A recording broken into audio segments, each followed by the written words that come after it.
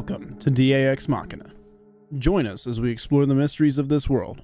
Cryptids, monsters, macabre tales, and horror stories abound. Could they be true? Are monsters real?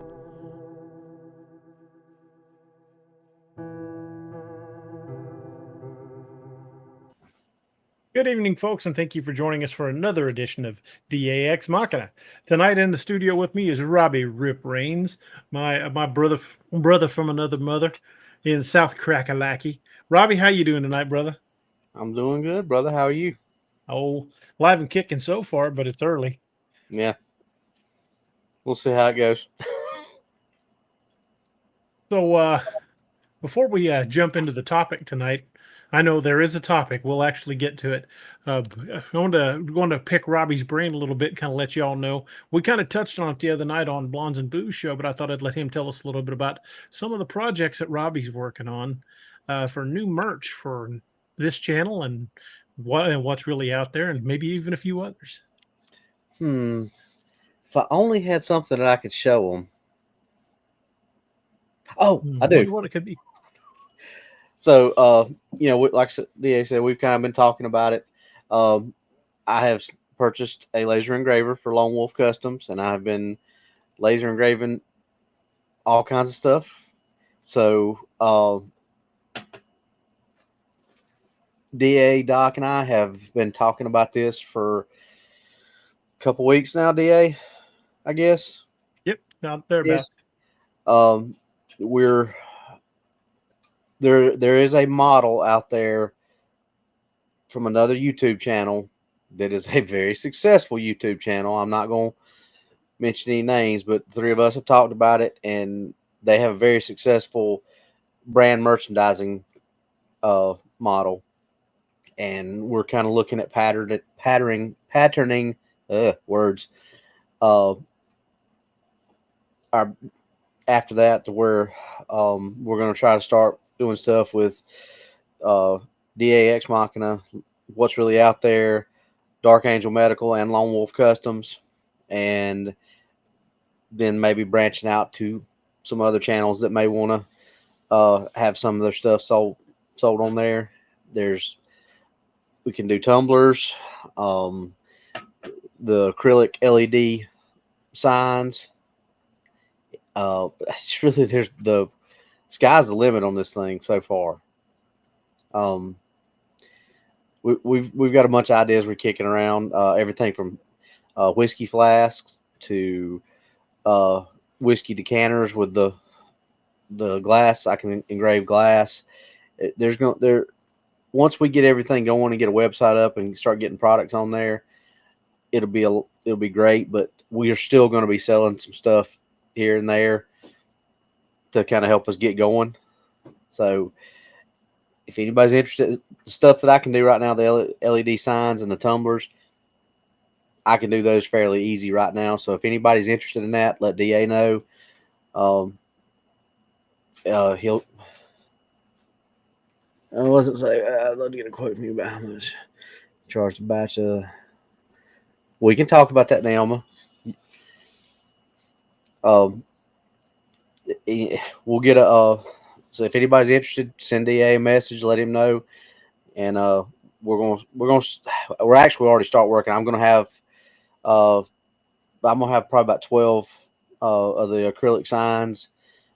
I think I'm gonna have about 15 tumblers thereabouts, and probably a few other things at the conference in Texas. I'll be sitting with Krista and Brandy at their table, at the Blondes and Booze table. So I'll have a little DAX Machina corner of their big Blondes and Booze table. So just to let everybody know, I won't be able to attend that after all. The plan was to go. We already had our hotel and everything reserved, but something's come up, and I can't be in two places at once. So I've got to be home for it. So unfortunately, it is what it is. So we won't be making the Dogman conference this year, but it is still going on, and tickets are still available. Yeah, and I will still be there, so we'll still have DAX Machina will still be represented, and I'm still gonna have some stuff. But Brandy and Krista have been nice enough to let me sit at their table. So if you're going to the conference, and you want to come look at some of the merchandise, pick something up, stop by the Blondes and Booze table and see me, and get you hooked up. And if you don't have what you want, we can talk about custom orders and things like that too. So it's I think the three of us are pretty excited about where this might be going.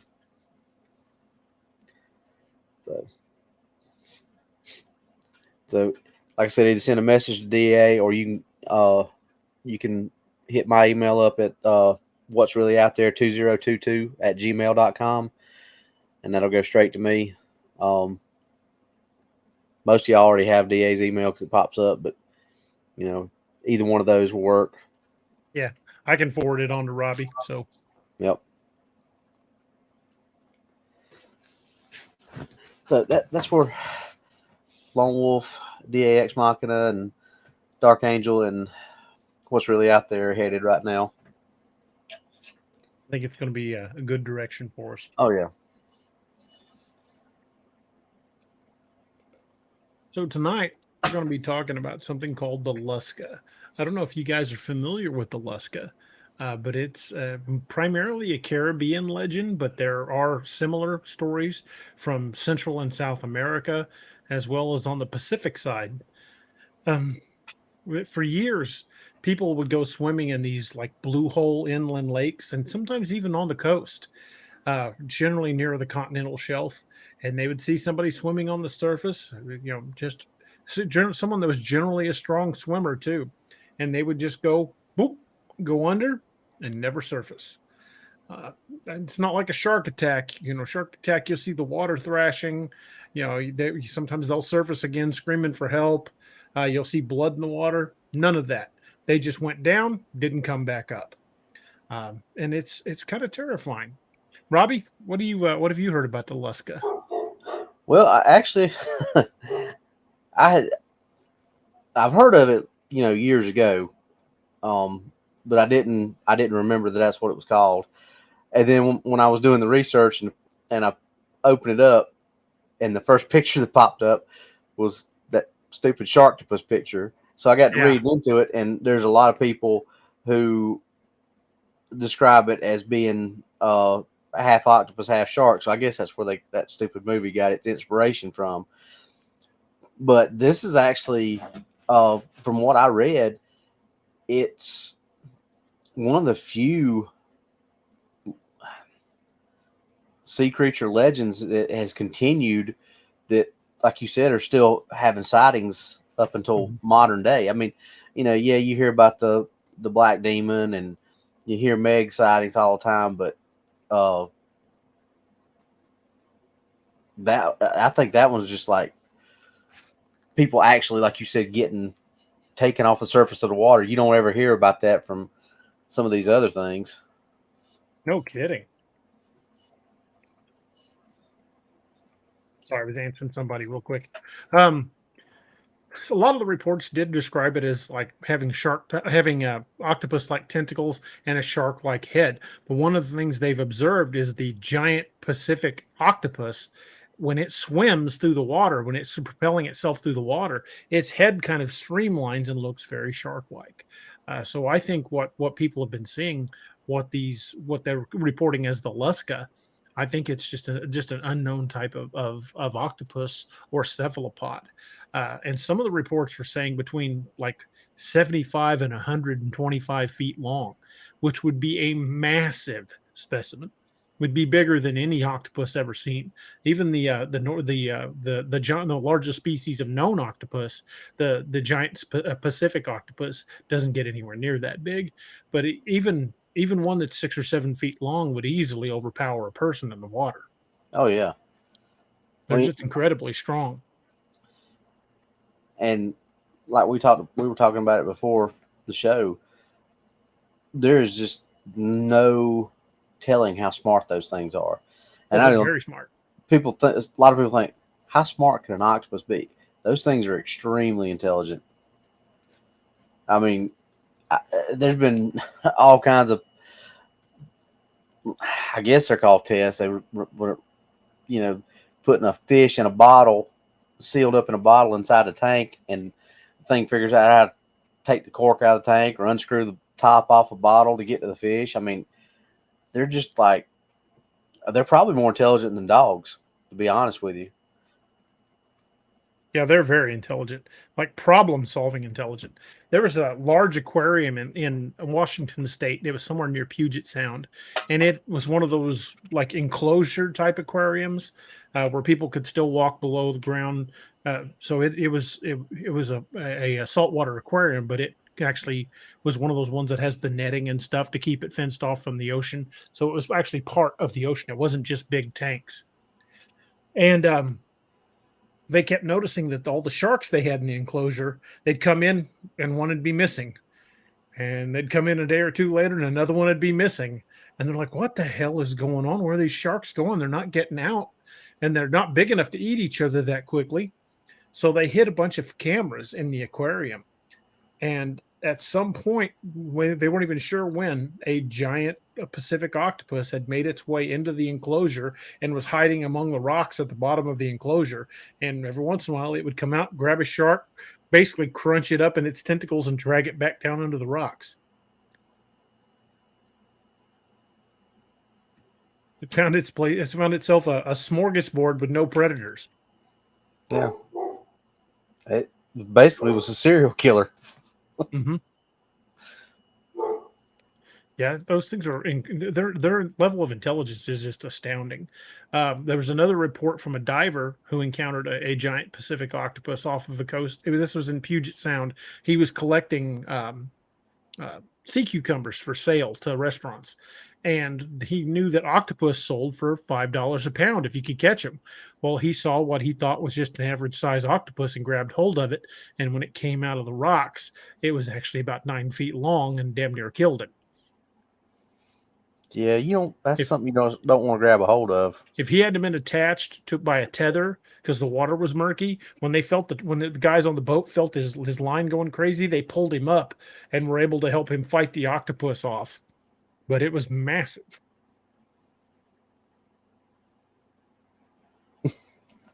Dahmer octopus.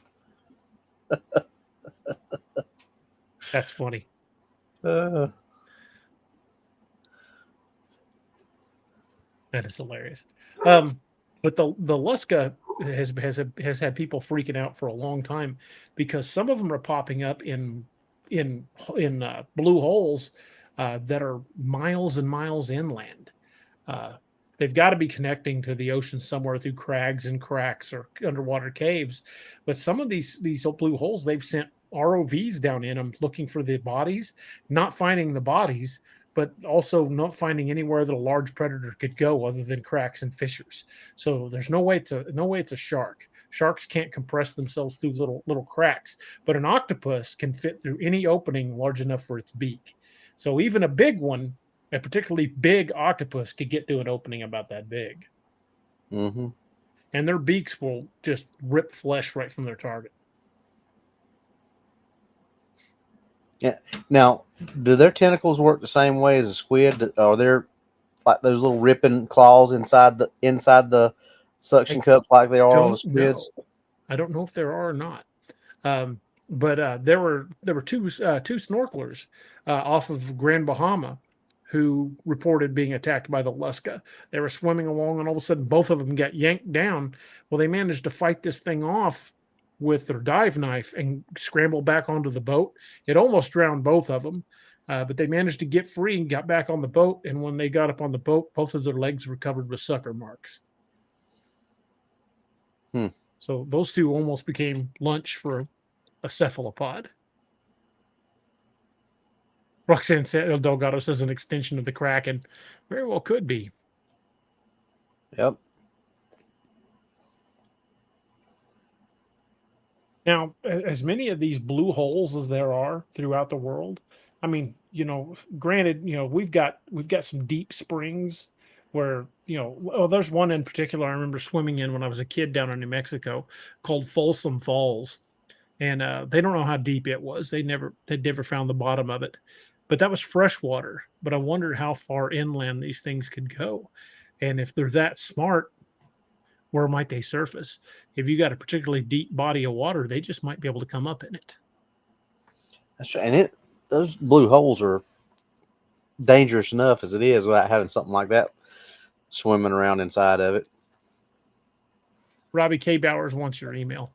Yeah, I just tried to send it, but it's not showing up. I think we're having that problem again. It could be. Will you just put my email in the chat for them? What is it again? rrainc8@gmail.com. rrainc8 Yep, Charlie 8 at Gmail. Yeah, because I put it in there, but it didn't. It's not showing. Hey Bowers, there you go. I just put his email in the chat. General Dalton's in the house. What's up, General? Yep, Sentinel's in the house too. Yeah, I saw Sentinel earlier.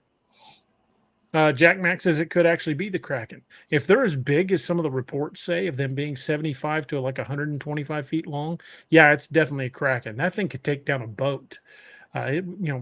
Taking a lone diver out, we're like low hanging fruit in the water. I mean, any big predator, we're not even a struggle for it.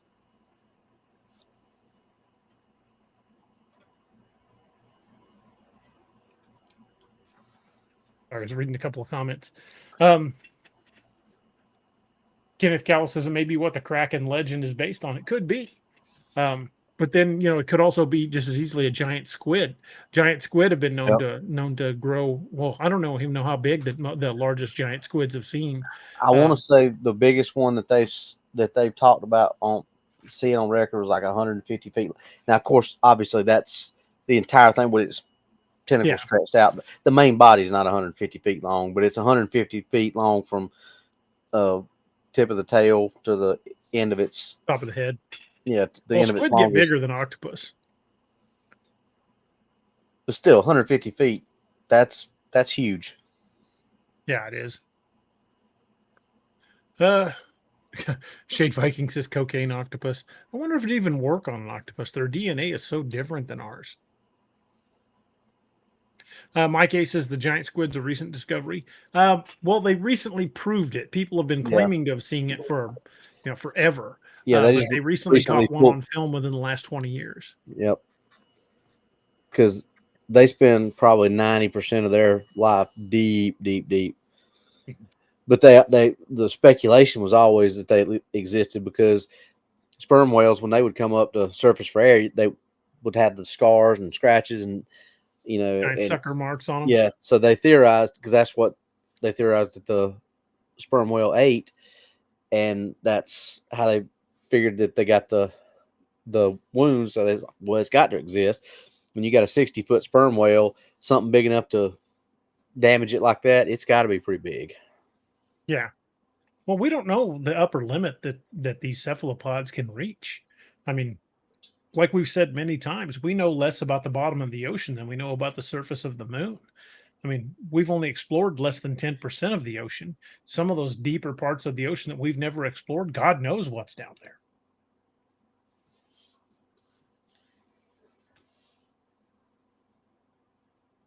Paul Cockaratsas says there's supposedly octopuses in some of the lakes in Oklahoma. I've heard that. Yeah, I need to talk to Mike from over at Abnormal Investigations. He lives in Oklahoma, and see if he's heard anything about that. But I've heard about supposedly there's some sort of octopus in lakes in Oklahoma.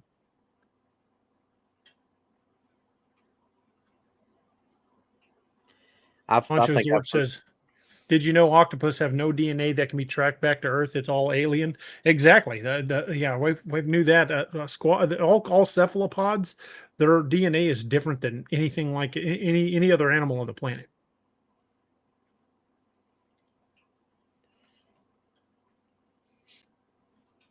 Rayan Matter says, I dove with a great white shark crew in 2014, and they mentioned that they'd rather encounter a great white shark instead of a Pacific octopus. Well, I don't blame them. That Pacific octopus is coming in that cage if it wants to. Mm-hmm. But to be fair, so is a great white shark. Very true. Rethink Inc. says Architeuthis is the giant squid, it says spelled wrong. They leave holes in other fish too. Like the longest bone fish, the oarfish, they've come up with circle chunks sticking out of them as big as a big as a Nanofish. nanofist.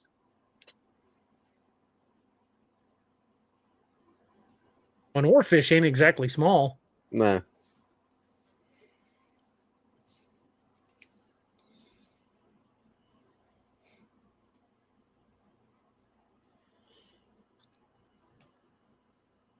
How far inland is the furthest blue hole been, or it's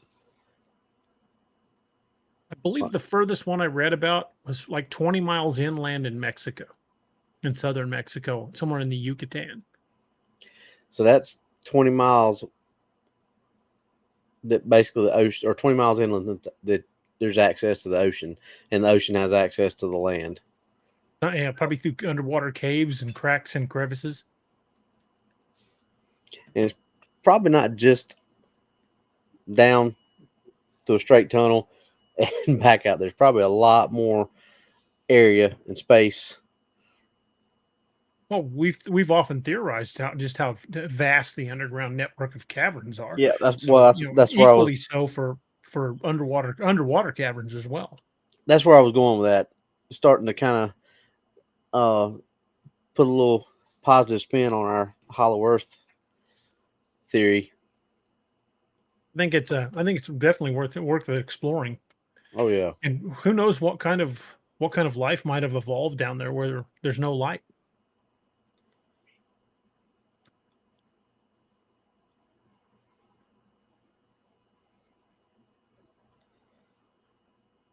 I put it on the screen. I saw it pop up.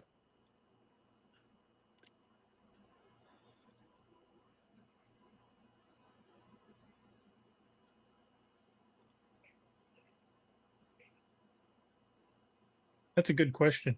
I always did mine at least. Well, depending on in hot weather, I did it a lot more often than I did in cold weather. But during the summer months, I had 3 carriers, and I would always have one on it, one in the wash, and one ready to go on. So I would rotate my carrier at least every other day, and I went through Febreze like it's going out of style. Yeah, just to answer that question, on what I do is I've got that Febreze no touch spray, Mhm. and like when I come home off my 3-day weekend this on Sunday night, I'll take everything apart and I'll spray it down with that Febreze no touch, but I'll wash the outer carrier. But I don't usually do anything other than spray the plate down, because I don't want to do anything that might degrade it or anything like that. So I just spray it down and wipe it and let it air dry. I always used to wipe mine down with disinfectant wipes. Well, I think that stuff's got some kind of antimicrobial stuff built into it.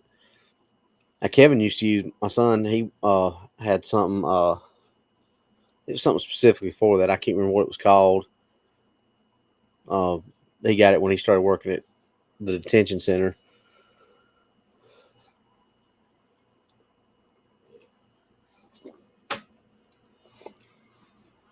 Which do you think would be more dangerous in a fight?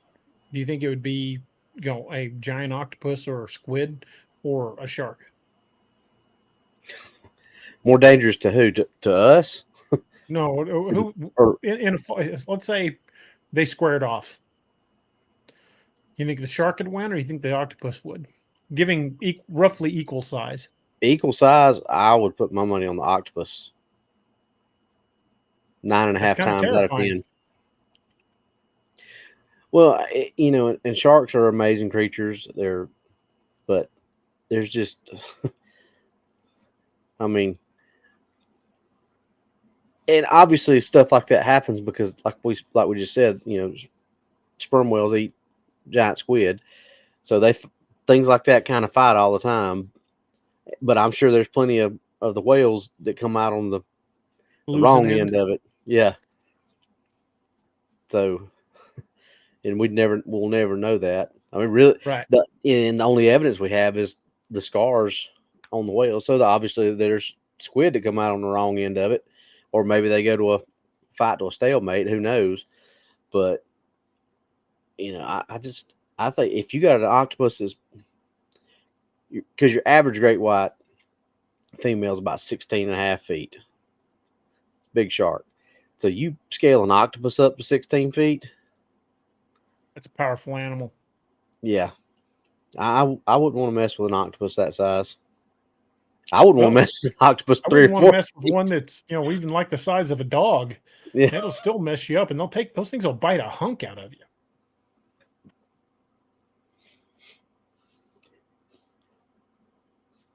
So, but now I guess the big question is, if it's a big great white, and the octopus gets a hold of it, can it do enough damage to the shark with the beak? I mean, that's the big question. I guess it depends on where it gets a hold of the shark. But can it stop it, or can it, immobilize it to where the shark stops swimming and then drowns? That's a good possibility, especially if also it's that crush big. that cartilage. That's true too. So, I mean, sharks don't have any bones in them. If it got its tentacles wrapped around one, it could crush one pretty easy.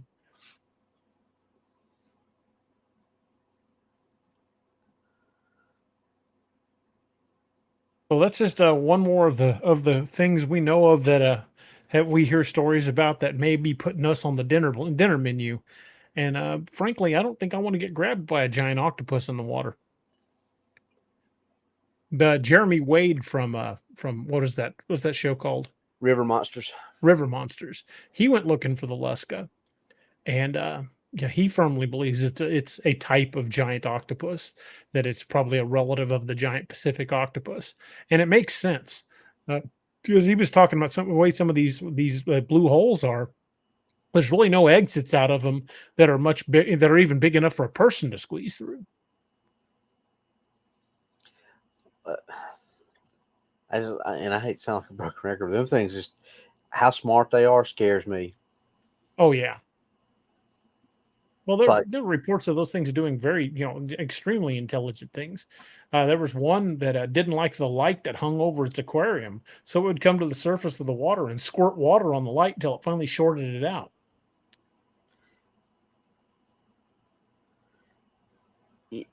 it's almost like if they could breathe out of water, they'd probably take over the world. Well, they can survive for short terms out of the water. Yes, thankfully. Kay Bauer says, "Are octopus eggs a thing, or do they live birth?" I honestly don't know. Oh, I'm going to Google that real quick. I'm on it. Oh, you're already on it? Alrighty. Yep. It works for me then.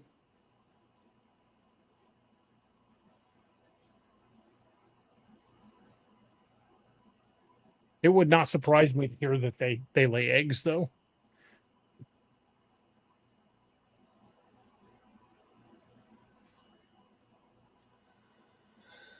Instead of laying eggs outside of the body as some animals do, the octopus mother carries the eggs inside her. When they are fully developed, the babies are born alive and ready to start their lives on their own. So I guess technically they kind of do both. The eggs are inside her, but it sounds like they hatch on the inside of her and then they're born live. That's crazy. It's the best of both worlds. Yeah, just add one more thing to the list on how weird these things are. Kenneth Calloway says it's been theorized that if mankind goes extinct, that octopus would probably be the next creature on the planet. It'd either be octopus or insect, one of the two. Kay Bauer says, "We'll let Robbie collect those eggs." I ain't going anywhere near those things. Why me? What the heck did I do? You're the one that wanted to be an oceanographer, or Yeah, studying sharks, not octopus. I know where a shark's mouth is. I don't know where an octopus's mouth is, and don't want to find out. Is it the apex of the tentacles underneath it? It looks like a giant parrot's beak. I'll take your word for it. Papa Bear says, didn't they discover a few years ago that cephalopods are sentient? Yeah, they've had them pass the basic tests that to show intelligence. They've passed all kinds of tests, like smarter than some small humans, like small children. Dolphins and other cetaceans have also passed those tests. Well, they Penny proved. Van says, Robbie, tap your watch. This is the time. Sorry, I usually got Doc to remind me to do that. What's like the language, so to speak, that killer whales use has more lines of code in it than most computing software that we use. Yeah, so we have no idea what they're saying to one another. No. I mean, it's amazing how, and think about 15, 20 years ago, people were just like, oh, dumb animals, dumb animals, dumb animals. Not so much. Animals are a lot smarter than we give them credit for. Based on eyewitness accounts and even a few survivors' accounts, my money says the Lusca is some sort of cephalopod. Yeah, I don't think it's a octopus shark hybrid. I think I don't think that's running around out there. Only on the Sci-Fi Channel. Yeah, 3 times ish. Maybe 4. I think it was 3. No, there's 4 because there was Sharktopus 1 and 2, and then there was the werewolf, and then there was the Terracuda. Yes, I watched those. Who thought that crap up? I don't know, but I watch those stupid B movies on Sci-Fi Channel all the time. Larry Correa has used the Lusca in a few of his books.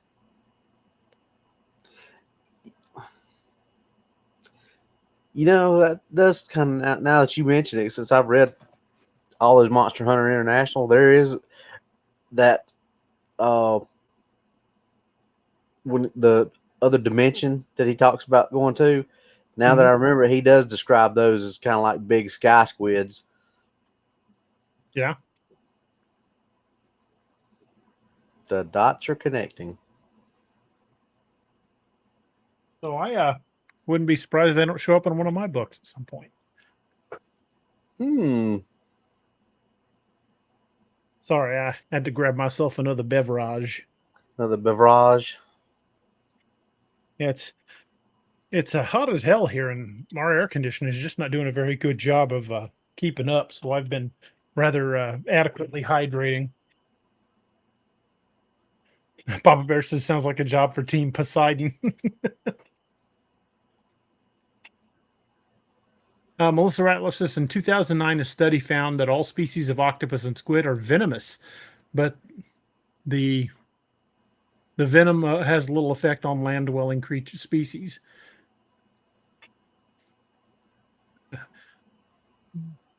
Team Odin, Margolin, and the squid.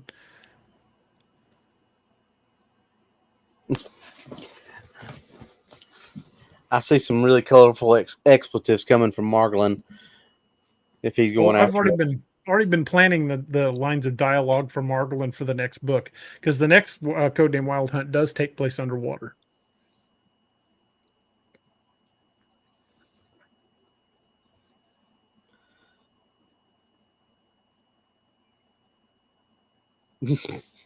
Northwoods wants to know if any of us have any of the Wild Hunt has access to nuclear weapons. No, if they did, they'd have used them in Arizona in the Nightmare Hunter. They did use a couple of Moabs though. Poncho Zort says a squid and a scallywag. Yeah, I don't even know that I'd want to take on a squid with my scallywag. I'd rather do it from a distance, like me on shore, a long ways away. With like a Barrett.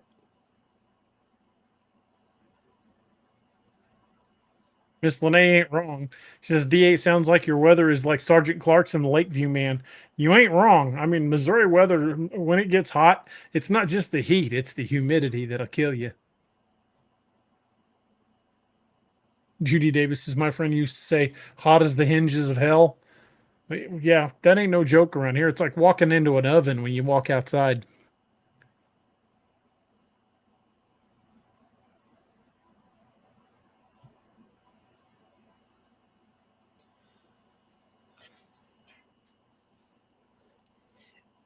and I'm surprised there haven't been more movies, but there's been quite a few movies about stuff like this. There was two. I think they were like early 70s, Octopus and Octopus 2. But then here more recently, you've had about the giant squid. You've had like probably like 4 or 5 B movies about giant squid, and then Peter Benchley actually wrote a book about one, and it was turned into a made-for-TV movie. That was I think it was called The Beast. Yeah, I think you're right. The Beast sounds familiar. Yeah, because White Shark was also turned into a made-for-TV movie, but because that had Coach Craig T. Nelson in it, and Kim Cattrall, but I can't remember what they named that one. But I don't think it was. But that was based on his book White Shark, and then The Beast was based on his book about the killer squid. So, what did you think of the movie The Meg? It was tongue in cheek, I think. I mean, I think it was kind of self-aware, and it knew that it was not Jaws, so it was kind of like, okay, there's no way we're going to be Jaws, so we're just gonna make the movie we're gonna make. So that being said, it was almost so bad it's good, in my opinion, because it had the cheesy one-liners in it, had the over-the-top theatrics. It, it ticked all the boxes with all the characters that, you have the evil rich scientist or rich guy that wants to make the money off of everything and doesn't care how many people get killed. You got the typical hero who's trying to. I mean, they used the Jaws formula, but they didn't try to be Jaws. They put it in totally different circumstances, obviously, but they used the Jaws formula. So I had less trouble believing the possibility of a Meg being out there than I did those submarines that were able to go down to the Marianas with just this plexiglass bubble. Yeah, that was. We all know what happens now, thanks to the Titanic incident, of what happens when a sub that's not designed well goes too deep. Makes a little popping sound or a big popping sound. Luis Noriega says, listening to what you guys are talking about, I believe we had one in Rosarito Beach over there in Baja, California. According to my cousins, they used to rent horses on the beach, and they were told not to do that anymore. Apparently, one of the horses was dragged into the water, and there were people that would try to swim, took a rock that was like 50 miles out, and it was about 20 to 30 meters long. Seals used to be on it, but now they're saying there is no more seals in that rock, and they're all gone. It might have been a giant squid or a Lusca. It's to do that kind of to drag a horse. It's going to have to be a freaking powerful animal.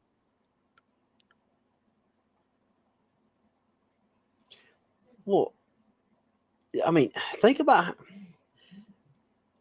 All right, let's look at the Bermuda Triangle, for example, and all the mysterious ships. And I know you throw the airplanes in there too, because there's been a lot of airplane crashes. But if there was something that big, and that's in that same general area, if there was something that big, 75 feet long, that would be able to damage some pretty good sized ships. Who's to say that something like that ain't out there? Grabbed it, pulled it under. Yeah, grabbing all. I mean, think about how many pictures you've seen depicting the Kraken doing that and pulling a ship in half as it's pulling it down under the water. Yeah. Yeah, I know. I never wanted to go out on that much water. I'll stick to the ground. Thanks. I don't want the closest land to be 2 miles straight down. Yeah, that's. I find that a little terrifying. It's terrifying when it is only 10 feet below your feet. Yeah, if I can't touch bottom anymore. Papa Bear says, so could the St. Augustine monster be a juvenile Lusca? It could be. If it's a type of cephalopod, uh, the way they describe it, yeah, I think you very well could be onto something. But these things pretty much are showing up all over the Caribbean and even, like I said, in Central America. Uh, these things are very intelligent. We know how smart the octopus and other cephalopods are. But if they're able to navigate these underground passages and come up that far inland, it's no wonder we can't find anybody. And these are like ordinarily strong swimmers. People that go missing, they'll be swimming along the surface and go under like a cork, just pop under like a cork and never be seen again. And that's highly unusual because if they were attacked by something, there would be some sign. Yeah. And somebody was Jack Max talking about Deep Rising. Yeah. That was a good movie. Treat Yeah. Williams. Yep. And He just passed away recently. I didn't hear that. I liked him. He was a good actor. Yeah, he just passed away. I think it was earlier this year.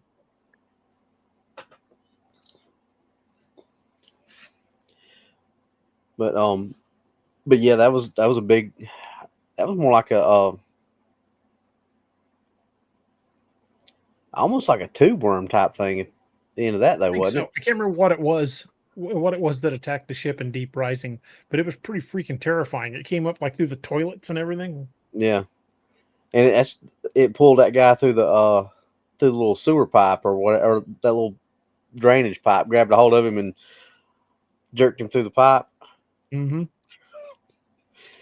That couldn't have felt good. No, well, it probably didn't for long. No, because you're talking about pulling a human through something the size of opening of this cup. Couldn't have been much left to eat. Roxanne Delgado says, "Are there deep caverns in locations that are reporting these?" Yes. In fact, a lot of these disappearances are happening in what are known as blue holes, which are extremely deep inland, like lakes or ponds, that the bottom can be hundreds, if not, God knows how many feet deep, that go into underwater caverns. So yeah, every one of these areas have some sort of underwater cavern connected to it.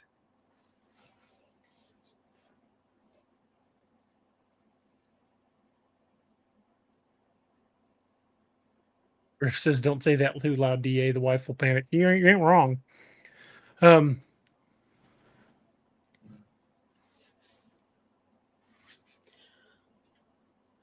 Sorry, I was trying to kind of check the question, see if I missed anything. Yeah, the oceans are a terrifying place. Yes, they are. Well, number one, that's just not our environment. We're completely out of our element there. We can't breathe, we can't fight. But there's some things down there that are absolutely freaking terrifying. Well, I mean, when you think about it, I mean, there are plenty of things on land that can just destroy you, but you've always got a small chance on land. Mm-hmm. There's always a small chance. There's something big gets a hold of you in the water, your chances go from like a small chance to like almost zero.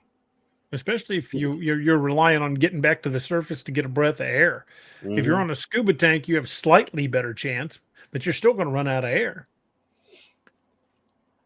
And that's a terrifying feeling, or thought rather, not feeling. I've never felt it. I don't want to.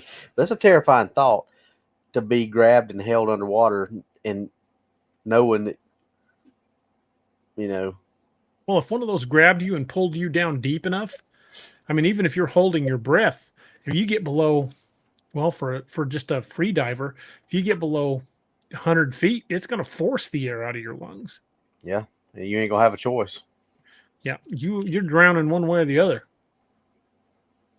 Yeah, so going in water that deep is just terrifying to me. I mean, not to mention if it lets you go and you're going to try to get back up as quick as you can, you're not going to think about it. You're going to have explosive decompression, and you're going to die anyway. Yeah, so once it drags you that deep, you're just boned. Boned. Bullocks. Not very good. Love that movie. Miss Lene says, or body parts if it's munching on you. Spy in the Sky 777 says, how about the sinkhole in Florida that's connected to the ocean? I would say absolutely. Yeah, if there's a Lusca in the Caribbean, it could easily be in that sinkhole in Florida. I would say without a doubt. You know, if it's able to hit Caribbean islands and it's in those waters, I would say it would just as equal chance of it showing up in Florida. What's up, Shane? Hey Shane, what's up, buddy?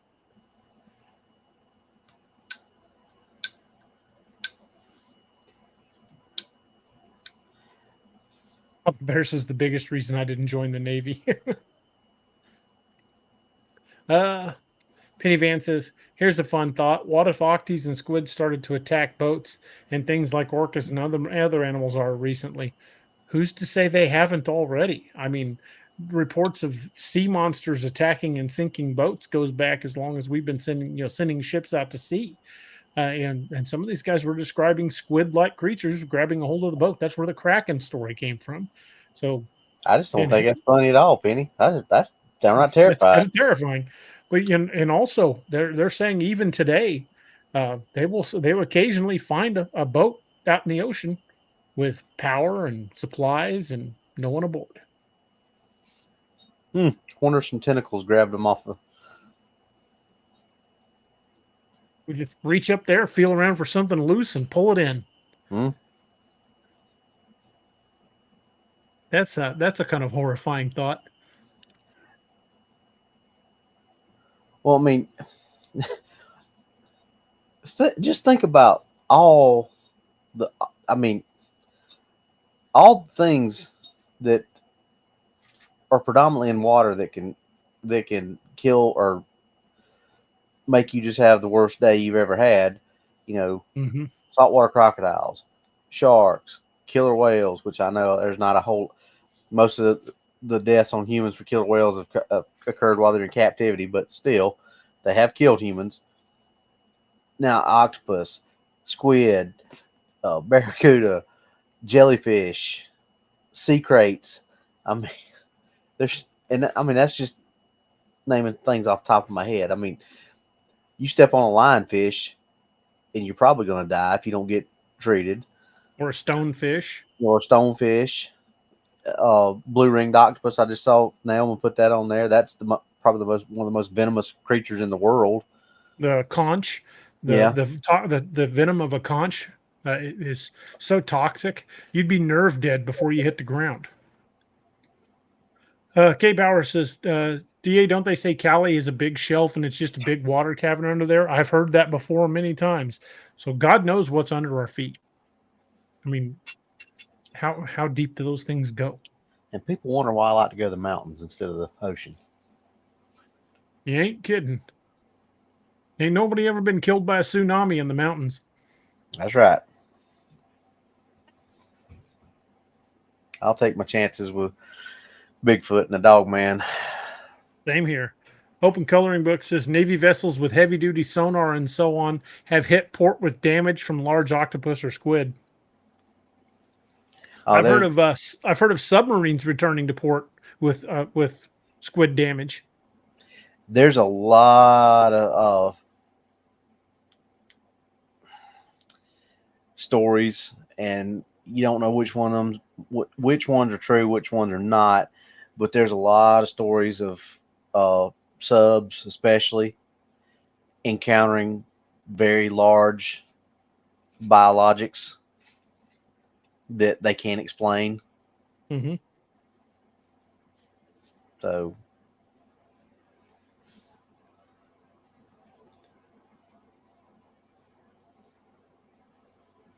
Papa Bear's got a good point. Makes you wonder what happened to the Mary Celeste.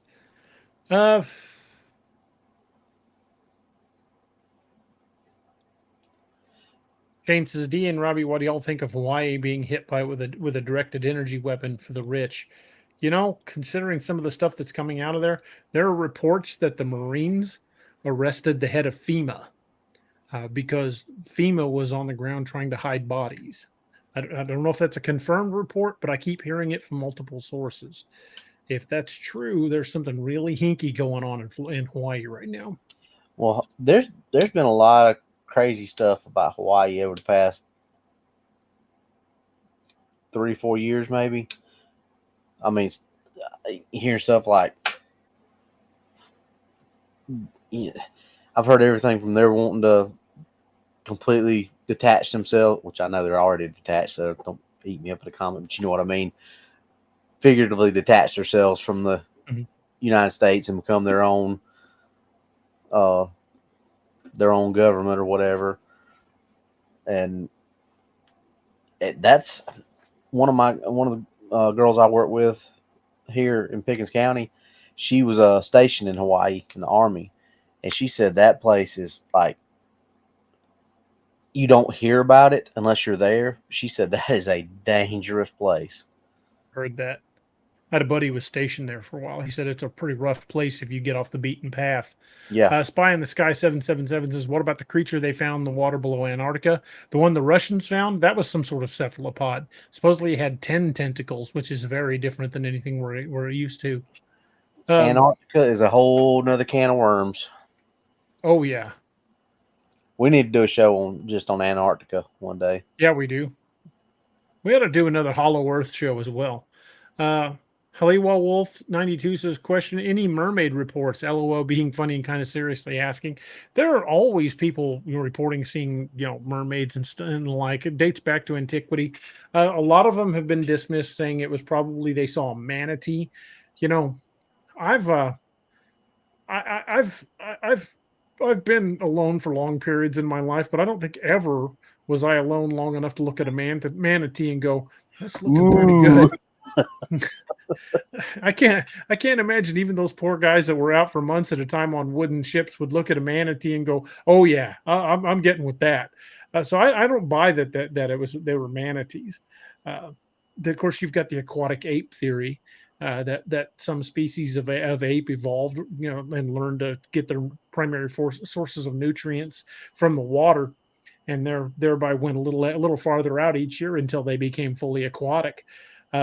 There are lots of different theories on what mermaids could be, and pretty much every seafaring race on Earth has had similar stories.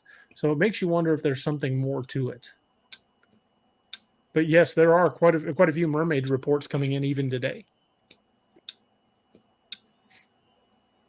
Jack Max says, "What about the Edmund Fitzgerald?" I remember watching a documentary on the Edmund Fitzgerald, and if I remember correctly, what happened to that was they were out in a heavy storm, and when they took a wave, the wave tore the front hatch off of their cargo container, and basically just filled the entire forward end of the boat with water almost instantly. And as soon as that happened, she just went straight down. Yeah. I don't think that had anything to do with a Lusca or anything like that. I think it was just horrible luck. Who sang that song about it? Gordon Lightfoot.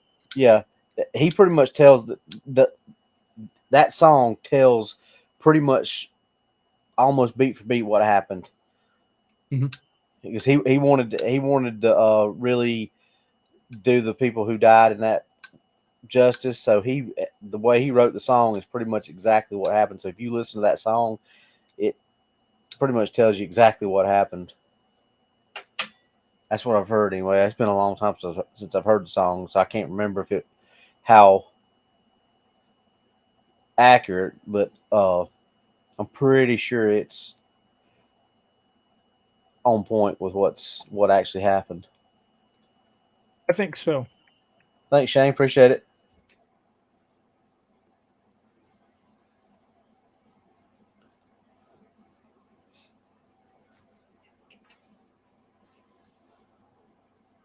I was trying to catch up on the comments.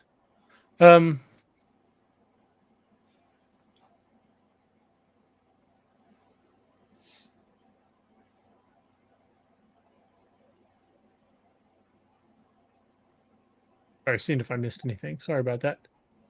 You fine? Kind of lost my train of thought there.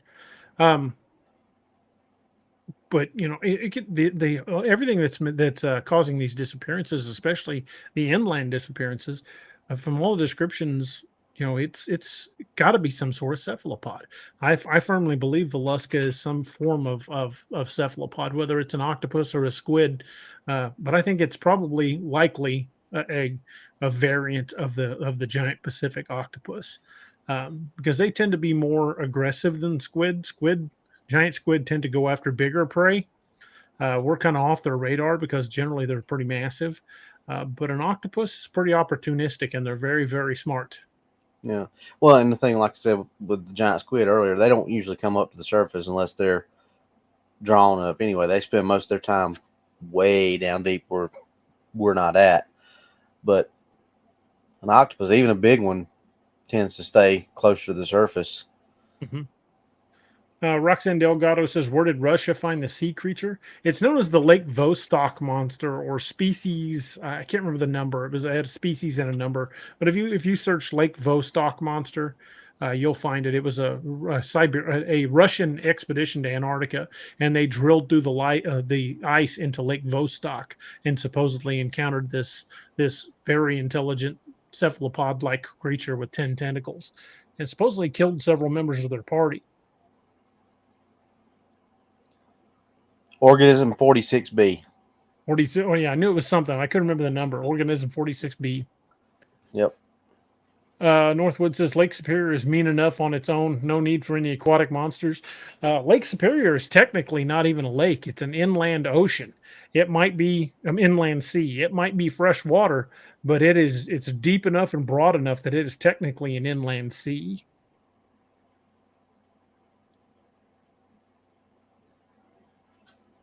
Miss Naoma says Gordon Lightfoot recently passed away. Yeah, he just earlier this year. Yeah.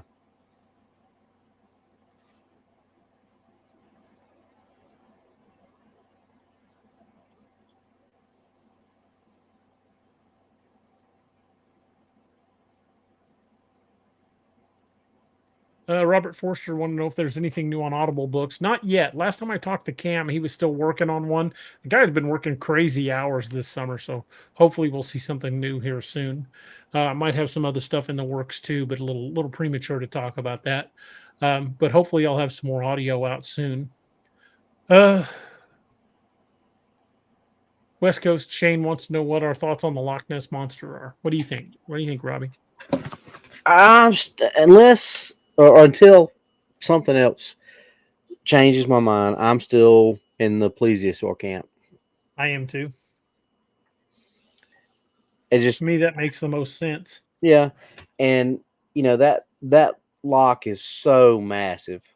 I mean, people just don't realize how big that lake is, even on the surface, but even below. And that thing, if I'm not mistaken, it connects to the ocean in a few ways. So there are plenty of ways for things to get in and out, to where sometimes it may look like there's nothing there. So I think that's probably just more like almost like this, like salmon and bull sharks swimming up the river to have their young up there. I think it's like a pupping ground or a birthing ground, whatever you want to call it. And I think that's probably why most of the sightings have been of smaller creatures with only a few larger creatures. I think that's where they go to have their young. Their spawning ground. Yeah, spawning ground. That's what I was trying to think of. Thank you.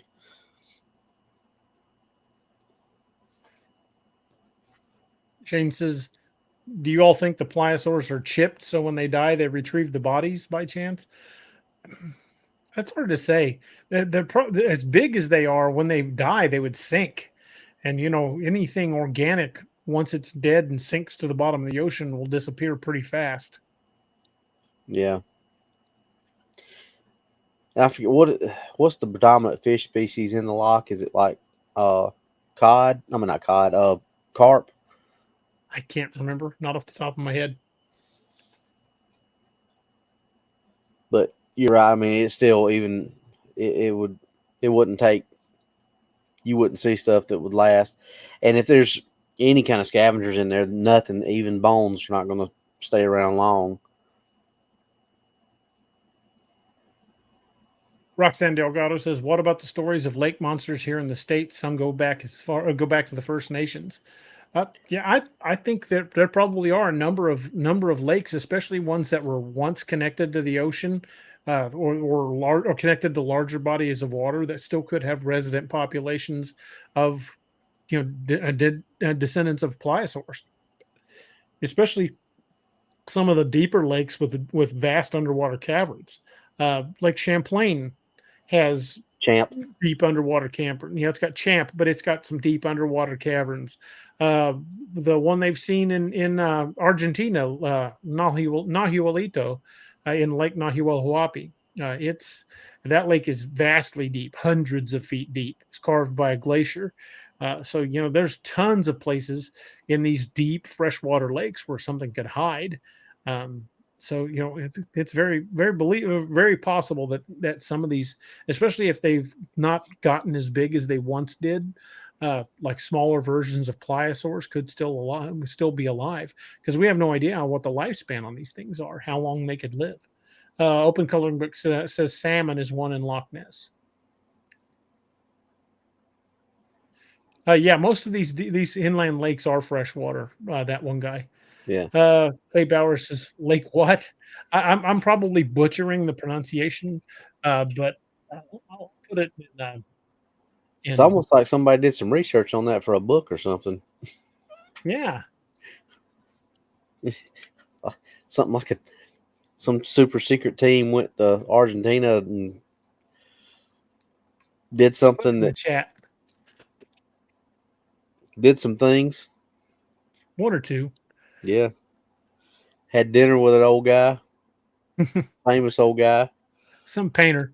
Yeah, some painter.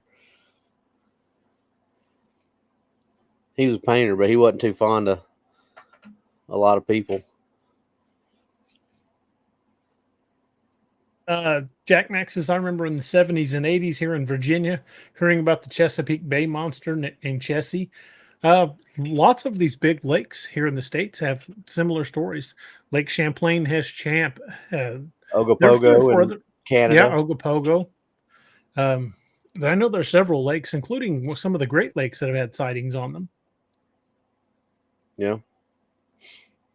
Roxanne says, I just found out surfing on the internet and found out about a salmon shark. Did not know they existed. Yep. They're a cousin of the great white and the mako. They're How big basically do like they get? probably about 7.5, 8 feet. They're extreme cold water sharks. You'll find them in Alaska. They're like little miniature great whites on crack. On crack. What do you mean? They're just all over the place. They're pretty sketchy. Even a 7-footer take a big hunk out of you. Oh yeah, they're not sharks that you want to take lightly. I watched. I can't remember who. I want to say it was. I think it was Dickie Chevelle and maybe Andy Casagrande from Shark Week did a special, and they actually got in and swam with them, and they're those things are. Whereas you can, most of these guys who have swam with these great whites, they can look at them and kind of watch their body language and tell. These things were so fast the way they were swimming around, and so jerky in their movements. And there's like, we need to get out of water. We don't even know what these things are doing. But yeah, they're in the same family as a great white and a mako. So that would definitely make them a very dangerous predator.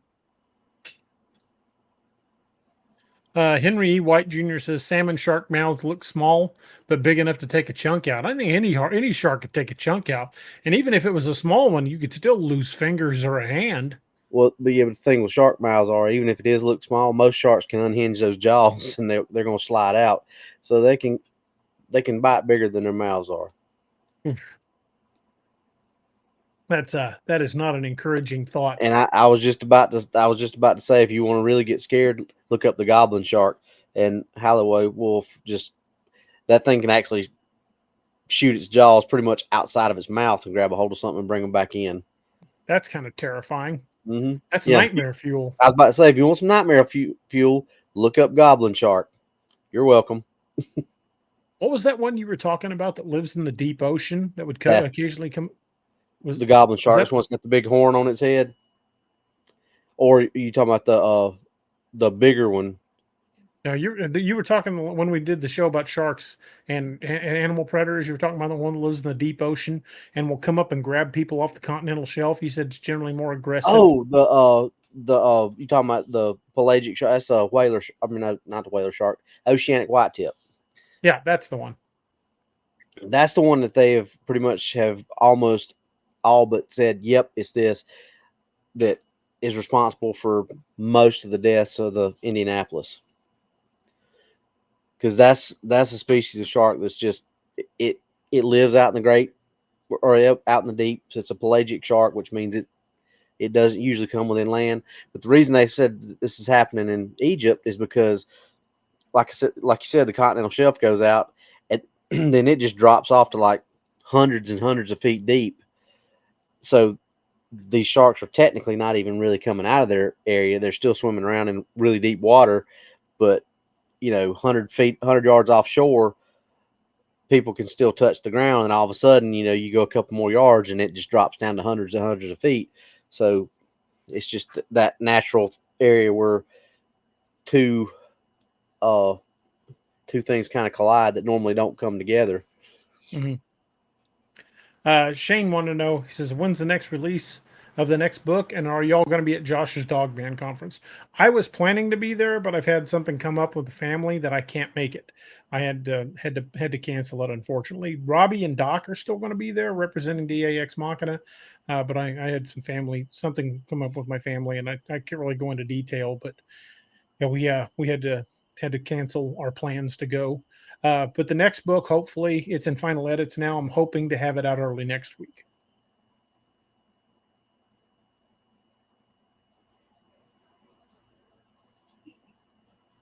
Haliwa Wolf says, if I'm not mistaken, the goblin shark was used in the movie Malibu Shark Attack, except if memory serves, they said it was a dolphin shark hybrid. Yes, they did. It was stupid, but that was a goblin shark. So that's not even possible. They're dolphins are mammals. They're just, I mean, New Jersey Shark Attack. That should tell you everything. It was Jersey Shore knockoff that had shark attacks.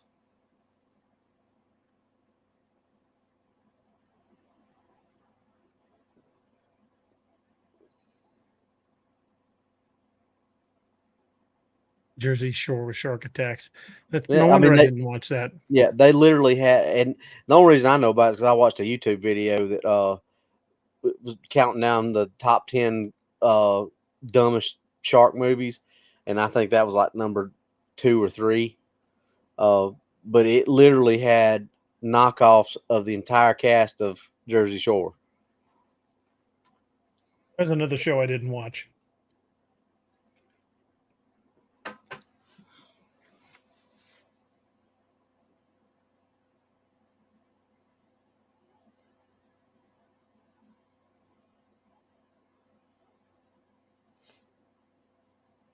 Kay Bowers says, I bet the government is doing some deep blue sea stuff on some sharks out there. I wouldn't be surprised. Well, we've tried to weaponize whales and killer whales and dolphins before. It would not shock me. That we've attempted to use dolphins to find mines and enemy divers. They tried to train killer whales to attack enemy divers. The Navy has a long history of trying to use aquatic animals to their advantage. So to find out that they were monkeying with the DNA or even altering sharks in some way to use them as a weapon just doesn't surprise me in the slightest. Nope, not at all. I mean, how many times have I said that when people ask us about if we thought the government weaponized dogmen? Well, if we're trying to teach a dolphin to put a landmine or a mine on a ship, it would not surprise me that we were trying to weaponize a dogman. Oh, definitely not. And I don't think our government created them, but they're certainly not above using them.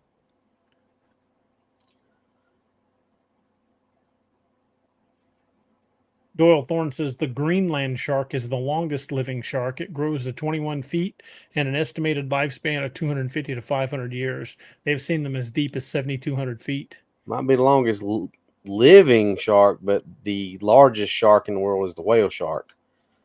It gets a lot bigger. You're talking about 45 to 50-foot long shark. Greenland's big, but even a basking shark's bigger than 21 feet.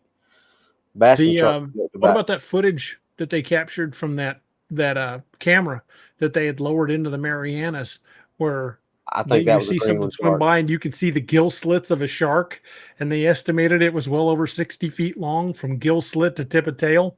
I think that was a well, not that one. I'm sorry, but I was talking about the one where something was feeding because it had one of those little parasites attached to its eye, which is really common for a Greenland shark, and it had that. So I was like, it's got to be a Greenland shark. But yeah, I know which one you're talking about too, and yeah, that was. If it wasn't doctored, that's a pretty good video.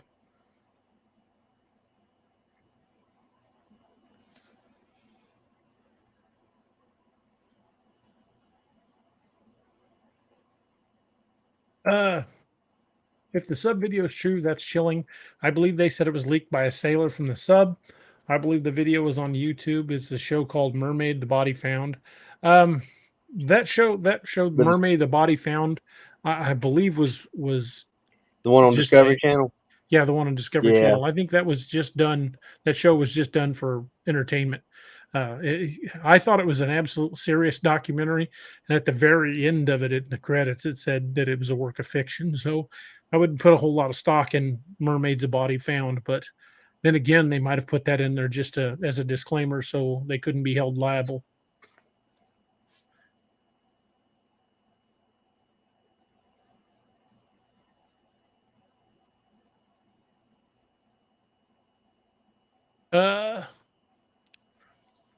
Yeah, Hello Wolf says you talk about the underwater oil rig video. Yeah, there was they had a camera down at extreme depths, and this thing swam by it, and from gill slits to the tip of the tail, they estimated it was about 60 feet.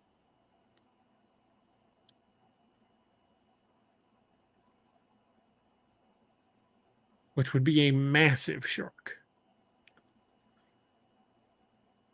Yeah, really big.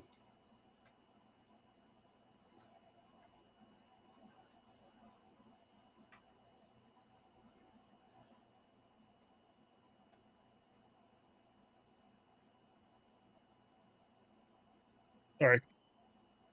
Trying to catch up with stuff. Roxanne Delgado says a seaside village in Japan, the people eat shark cartilage and no one has ever gotten cancer. My mom takes it.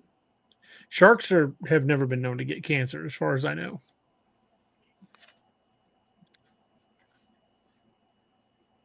Hey, Pyro. Good to see you, man.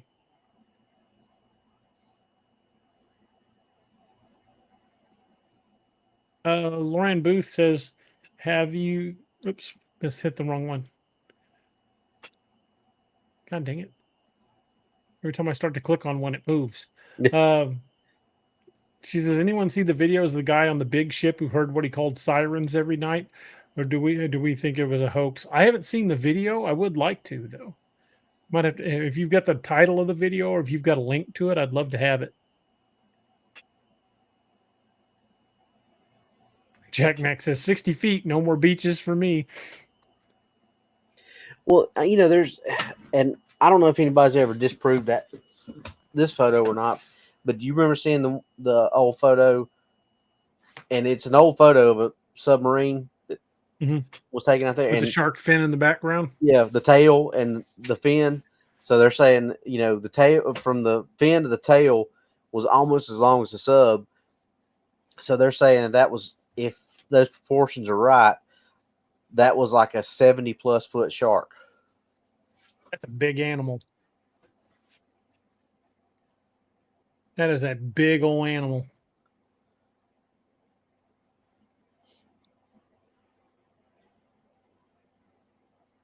What do you think, man? Do you think the Meg's still out there?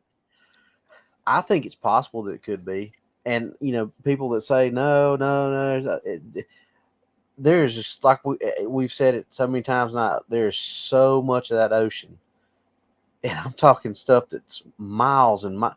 I mean, the ocean would cut if you sat Mount Rushmore, or not Mount Rushmore. I'm sorry. If you sat Mount Kilimanjaro in the Marianas Trench, it would be underwater. It'd be like 3 or 4 miles underneath the water. Yeah, something like that. That's how deep the ocean is.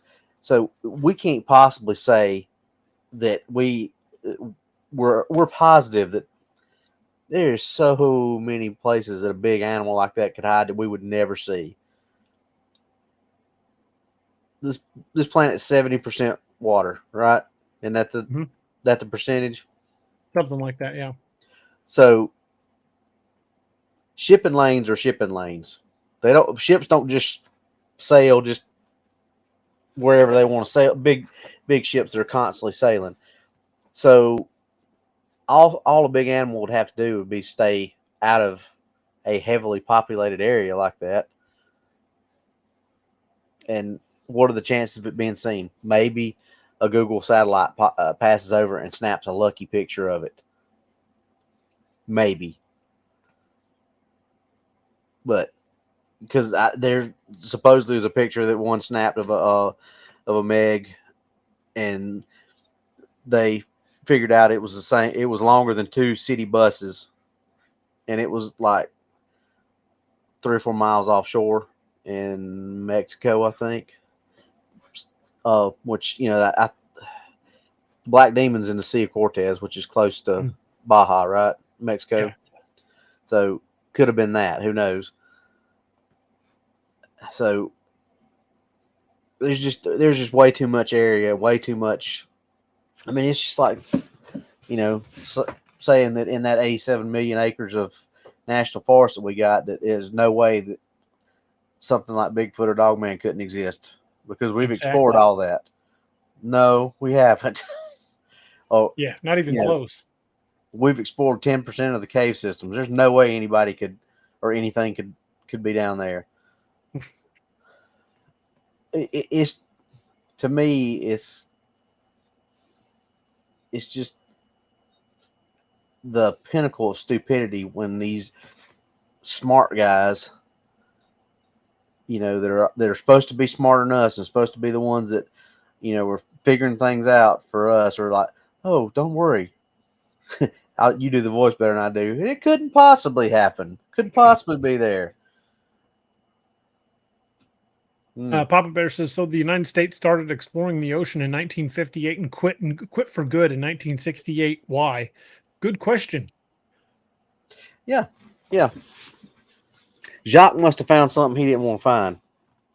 Good point.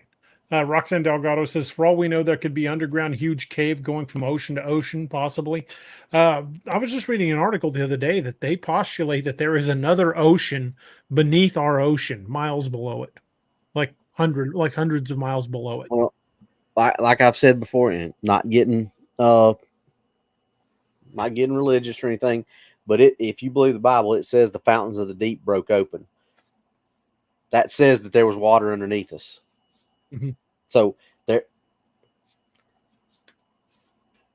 and now they're saying, oh, there's a possibility that there's water underneath, another ocean underneath. You think? My personal opinion, we're living in a graveyard of what this planet used to look like. We're only seeing, I'm not great with fractions. Let's say we're only seeing a third of what used to be above water, because the water didn't recede all the way back down after the flood.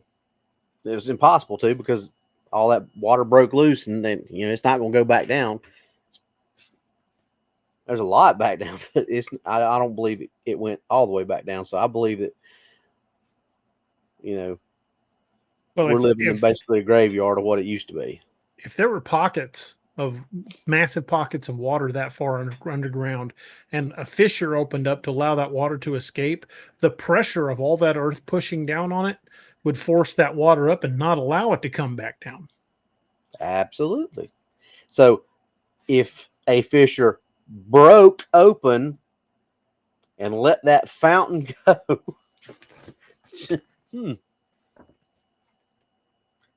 maybe something like the Marianas Trench. Yeah, that would be, the deepest part of the ocean. I would guess that'd be the perfect spot to wonder if that's where it didn't break open before. Yeah, like I said, regardless of what you believe, every major religion and every major culture in the world has a flood story. Yeah. You don't have to believe the Christianity's version of it. The thing is, every major religion and culture in the world has a story about that flood. Mm-hmm. So, and it was not a localized flood; it was a worldwide flood because every one of those legends, or every one of them says that it was a worldwide flood. So, I think that the possibility of a megalodon being out there is vast. I would agree. I'm talking high 90% range. But a shark that big, if we were swimming in the ocean, it would be like wasting its energy chasing a guppy. I mean, we're not even a mouthful. So, like in the movie The Meg, where it goes after people, it wouldn't even notice people. We wouldn't be big enough for it to chase. No, it would know we were there, but it'd be like great whites looking at, like Da said, a minnow like that and saying, I'm gonna chase that thing. No, Way more energy than it's worth.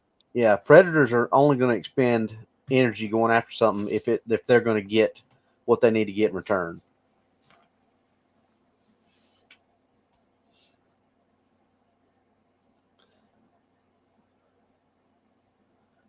I mean, you hear people talk about the risk reward situation all the time.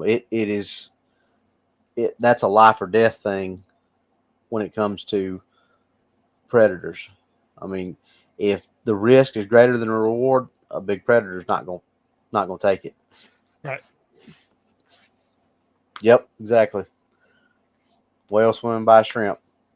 Unless that whale happens to be a filter feeder, then that shrimp's probably in trouble.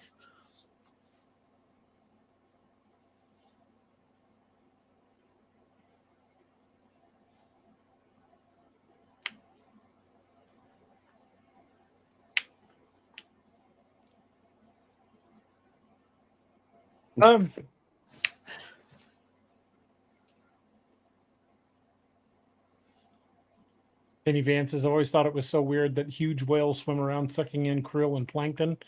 I think that's what they evolved eating. But when you're looking at larger carnivores, something with a massive mouth that's designed for biting off huge chunks of flesh, like great whites, they hunt large sea animals, seals and anything. Great white might find us to be can chew up a human, but a meg could swallow a dolphin and not even have to chew.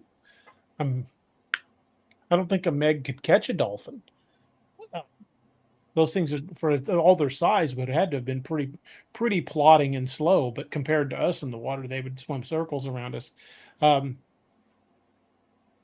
Bear's heading for bed. Good night, dude. Thanks for being here, man. See you, Papa Bear. But you would think that an animal that supposedly preyed on whales, a human splashing around in the water would be, like us. You go fishing and you catch a bluegill about yay long. You're like, yeah, that ain't even worth the trouble of cleaning it. Not to mention it's not legal to keep them that small. But if it was, the Right. fact is, you're not keeping a bait fish like that. Because Right. that's what that is. Unless you're going to keep them, a bunch of them, cut them up for bait. That's Right. that's the only thing fish that size would be good for. Either Yeah, throw them bring back, in let them something grow, bigger. or bring in something bigger. Which now a few scientists are now speculating that megs didn't feed on whales, that they actually fed on other sharks, including great whites, because they were supposedly in the same time frame. So I'm not saying I believe that or not. I'm just saying that was some of the latest research that that I've read is some kind of new test that they figured out that they can pull some kind of test on the teeth, because that, that's all we've got for megalodons, but they can pull some kind of mineral or something out of the teeth, and they could tell what this animal ate. And from what they pulled out of it, they said this animal ate other sharks. So, but that right there is something that has a scary. It's nightmare fuel, but it's, like you said, it's probably not going to come after us, because that's a small one. That's a baby. That's what's scary. Yeah. Because Roxanne Delgado says, did you see the video of a whale that had a person's leg in its mouth and steered to go down on the water? I haven't seen that video. yeah, I would it was love to. a beluga whale. There was a free diver that was playing around, and there's people that say that the whale was being aggressive, and there's other people that say it was just playing, because it grabbed her by the or it's a pilot whale. I'm sorry, not a beluga whale. It comes in and just kind of grabs her up around her upper thigh, takes her down 20, 30 feet, and just lets her go. And she swam back to the surface. Kenneth Calloway says, did anyone else see the picture of the whale with a bite mark out of it? Looked like the bite was 3 or 4 feet wide. Yep, the one that was washed up on shore. There's one camp says that was a Photoshop pic, and you've said, I don't know how many times, DA, that you can't really trust pictures nowadays because Photoshop is so good. There's no way to tell if that picture was edited or not. Right. So if it was not edited, I'll say this: whatever took that bite was big. But who knows?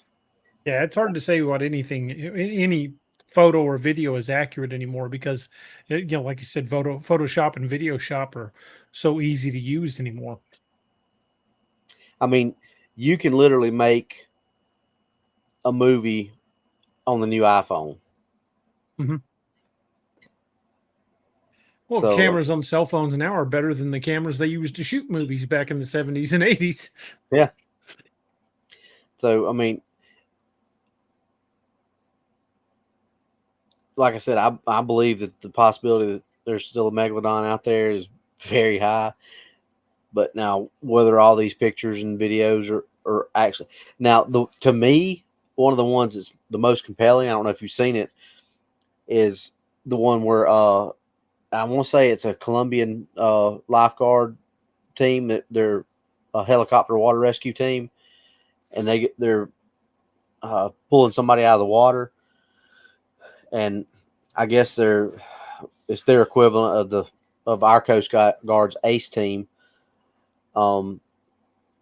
Is in the water helping the survivor get up on the ladder, or I can't remember if it was a ladder or if they were pulling them up with the harness or what. Anyway, and if you look, there's a big shadow that kind of swims around them, and the rotor wash from making the water choppy. That's about the size of the rotors, right? I mean, because it's hovering over there. So that's this thing, when it curved around, it was as big around almost as a half of the side of the rotor. And the rotor's going to go from the front of the chopper to the back of the chopper. You can see the shadow curve around. It was all over the internet. I think you put in Megalodon Coast Guard Rescue. Let me Google that right now. And the way the thing curves around, I mean, it's the same arc as the size of that rotor wash in the water.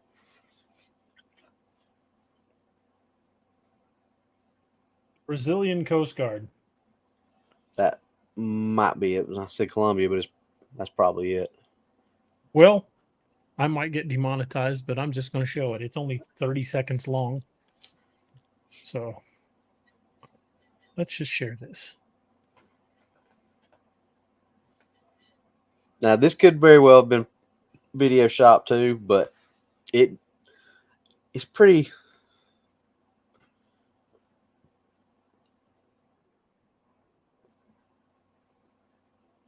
Now look to the right. You see it? Yeah, I saw something swim by. It's pretty freaking big. And it's the same arc as that. Look, Genius.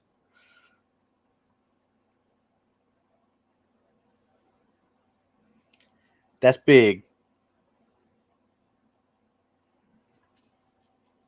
Jesus Christ. That's kind of freaking terrifying. That's what's that to me. That's one of the most. If that one is fake, somebody did a very good job on that one. Yeah. That's freaking nightmare fuel right there. Thank God I was never in the Coast Guard or the Navy. Whew.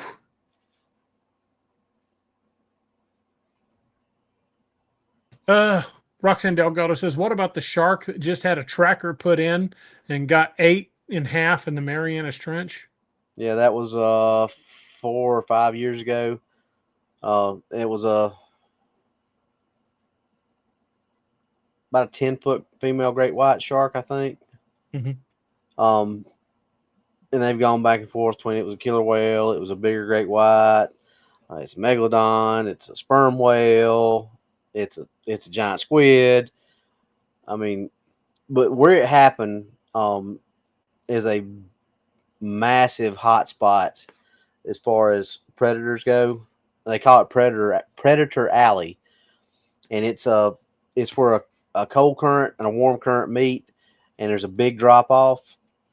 So it's got shallow water and it's got deep water, and it's got those hot and cold currents that meet together. So it's just like it attracts everything. So, and the last I heard, they have not come out with an actual. It had to be this, yet, because they've named every sea creature they could think of. But it had to be big because, and it had to be. Yeah, that thing was massive. Yeah, it had to be homeothermic because the tracker or the satellite tag was warmer than the outside temperature of the water. So it was inside something's stomach, and it was warmer inside than it was outside. So it had to be something that was either warm-blooded or homeothermic. K Bowers 8111 says, could you imagine being out there treading water and something the size of a Greyhound bus swims by? That's basically what just happened to those guys in the water. Jeez Louise. And Sandra Johnson says, I saw a study where sharks and other ocean creatures won't attack black and white striped objects like a sea snake or objects in the water represents poison and danger. I think the Lusca is a giant squid. I think it is definitely some sort of cephalopod. Yep. Whether it's a squid or an octopus, hard to say, but I think it is definitely a cephalopod of some sort.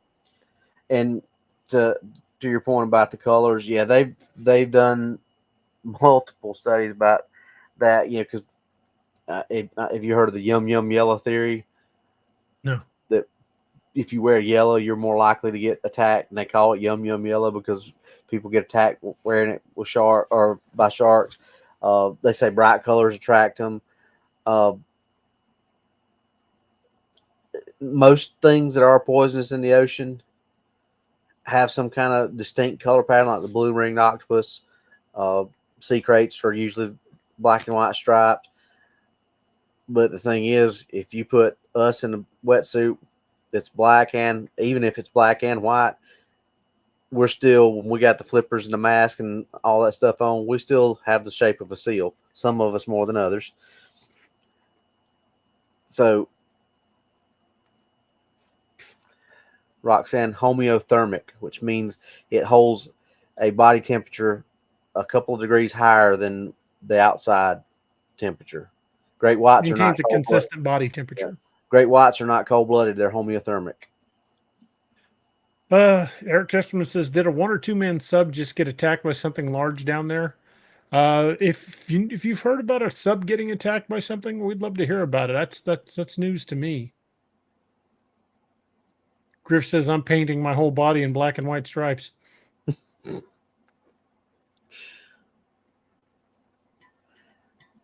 that might deter the sharks, Griff, but that might bring the sea kraits to you. Might. and I don't know what I'd rather have.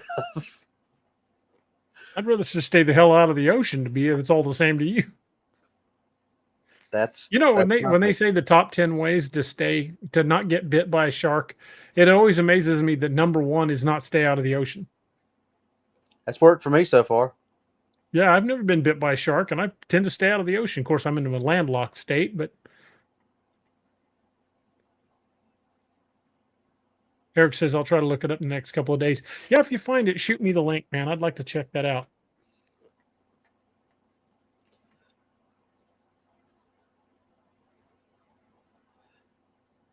But so many of these things like the Lusca and like the Kraken and the Megalodon and Loch Ness, all these sea monsters. And I think we talked about it on thanks, Griff. I was talking about that earlier tonight. I think we talked about it here. Those old maps, those like especially the old Norse maps, would have all this different. Like over here on this corner, you'd have one type of sea creature or sea monster, and then up here you'd have a different type, and over here, and there was. I just wonder if that was not just decoration, or that was not like, hey, this is what you're gonna have to look at or worry about in this area, and up here you're gonna have to worry about this type of creature, and over here it's this. I just wonder if those weren't warnings for other people who were traveling. Could very well been, man. There's got to be a reason they put it on the map. Yeah, more than just decoration. I don't think it was decoration. I think it was warnings.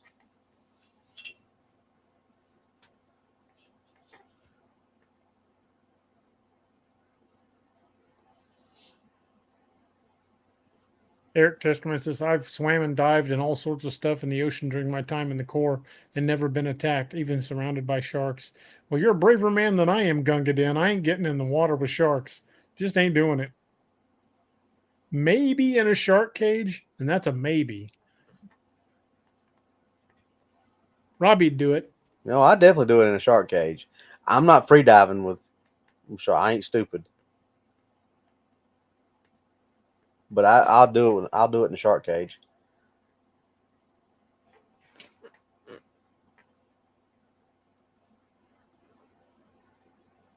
Callaway says, just hope you don't run into one of them shark men. Yeah, no kidding. They'd open the cage and come in.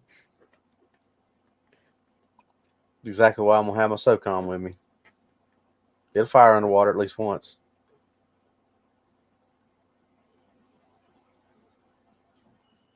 It may not get cycle. one shot. It may not cycle for that second round, but get you a shark dart.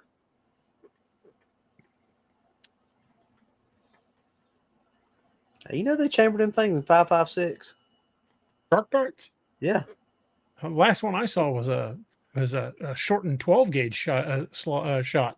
Yeah. I was watching Demolition Ranch, and obviously, and he had the one chambered in 12 gauge. He had 38, 357, 5.56, and maybe one of the magnums, maybe like a 44 or something like that. But yeah, there was one chambered in 5.56. That's freaking wild. The one guy says 9mm. Yep. 9. Yeah, it was 9. You're right. Still, I don't think it probably wasn't a 38. It was probably a 9, but a few small calibers, and then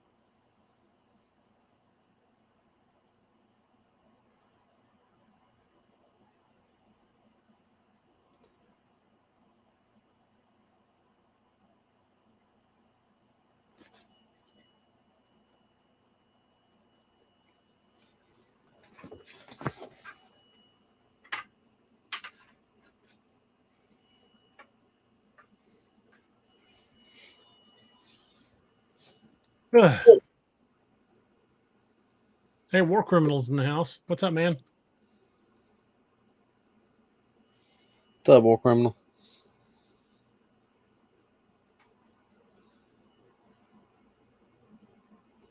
Penny Van says, go down in a shark cage, they said. It'll be fine, they said. More like you go in the water. Cage goes in the water. Sharks in the water. Our shark. Farewell and adieu, you fair Spanish ladies. I love that bit.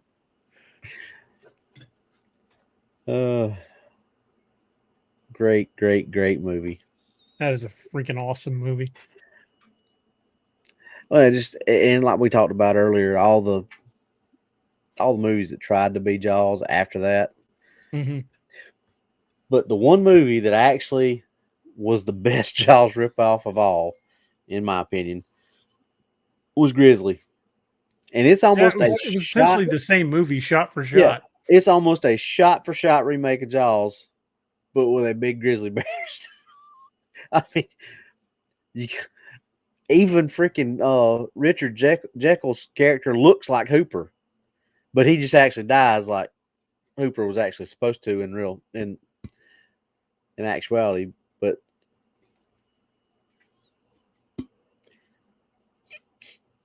so it is a pretty good movie. Yeah.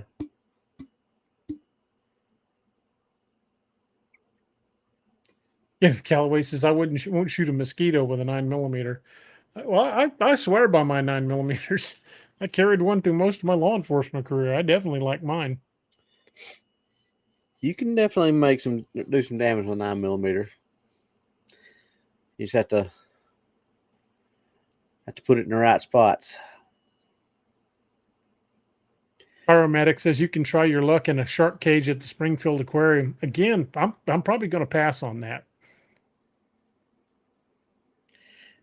Now, see, this is how my brain works. I would go and get in a cage and go down with a great white shark,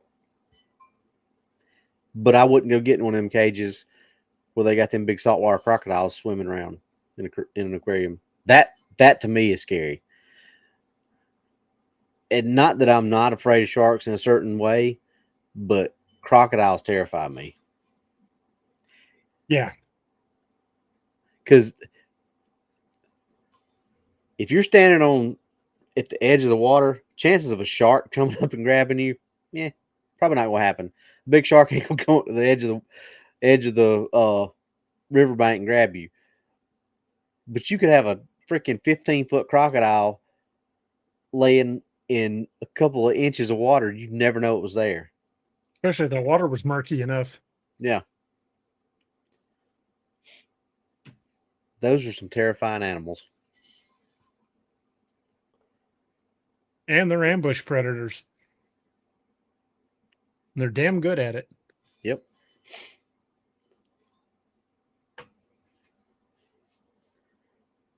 Dude, we're coming up on the 2-hour mark. I think we've covered the Lusca pretty well. And again, I still think it's pretty much some sort of cephalopod, probably a derivative of a giant octopus. Yeah, I mean it's been proven that giant squids are there. There's no telling, and they've even said that on the squid. There's no ceiling on these things. Basically, like with most animals, you can say, oh, well, they could only get so big because of this, and this. There's no ceiling on those things. So and there's no study about how long they live either. Right. Are they like reptiles that grow all their life as long as they're eating? Because most reptiles grow their entire life. They never stop growing as long as they're eating. That's why you get captive snakes that get so big, is because you get these people that power feed them, and they'll get massive like that because they're constantly eating. I wouldn't want a snake to get that big, because if you suddenly stopped feeding it what it wanted, suddenly you're on the menu. Yep. And a snake, a 20-foot snake could easily overpower you. Oh, yes. A 6-foot constrictor could give you a lot of fits. I don't know where it's at, but I've got a picture that when I was a detective at Liberty, my corporal was really big into herpetology, and he had a buddy that was the same way. So they started doing a lot of shows, and they started getting me to come help. And there's a picture of me, Andy, and David standing there at one of these elementary schools holding a 20-foot Burmese python. That was Yeah, a big, yeah. I'm going to pass on that. Kenneth Calloway says, I've seen a few people walk through 2 or 3 shots before they fell down, though. I'm old school. Give me my 45. You know, say what you will about the 9mm, but I carry law enforcement grade hollow points in mine. But if shots 1 and 2 to the chest don't put them down, shot number 3 is going in the middle of the forehead. Kill box. So, you know, you can put a 22 in the forehead and they're probably going to put somebody down. So, you know, if they're on something and rounds 1 and 2 to center mass don't do it, the next one's going in the face. Yep. This is what you call the off switch. And if you're a particularly good shot, you aim for the spot right around in here and hit that brain stem. So what snipers refer to as the apricot. You hit that and the computer stops. Mm-hmm.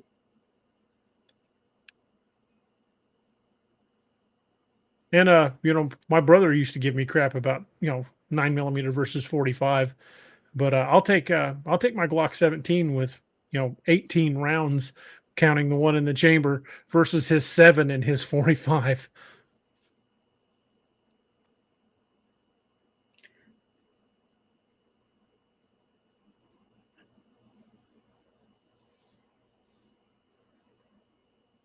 Well, we could argue gun rounds and the efficacy of different bullets all night, but you know, pretty much anything, if it's dangerous enough and you have to shoot it, you know, the head is the safest place to stop it quickly. Well, more people are killed in the United States every year with a 22 than any other round. Anyway, 22 will kill you. I knew that, but I've heard Steve say that many times on the show. Mm-hmm.